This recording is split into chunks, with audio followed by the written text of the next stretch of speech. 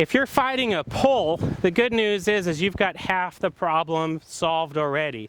A pull is when that ball for a right-handed golfer starts straight left and continues straight. There's no real curve. Well, the good news for that is you must have pretty good face control. You're not rolling your wrists over or cupping them under. You must be hitting it pretty square. Well, a pull is great because we can fix that instantly using the Saber, and I'm going to show you how to do that. What you're going to do is work on your transition with your hips and your shoulders.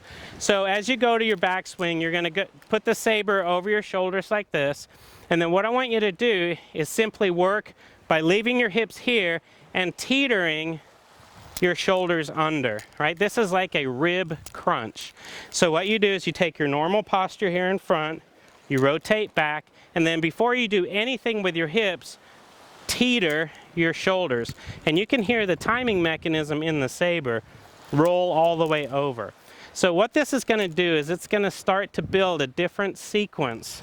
So as you work on this, here's how it looks as you continue into your golf swing.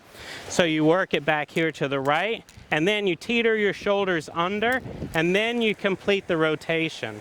See, the reason why you're pulling is you don't have that side bend crunch as you begin your downswing. What you're doing is you're going back to this position, and then you're just simply rotating your chest over this way, which actually causes that club to tip out over the top and then come across.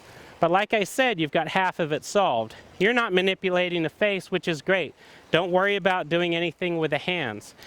Turn your body back, give a little bit of a side bend crunch, and just let your hands do exactly what they've been doing, and you'll be able to fire right through that ball. And all it's going to do is tip that pull from going straight left to hitting it on line or even pushing it a little bit into out. So use this Saber exercise to really straighten out that pull, and it'll help you to shoot lower scores.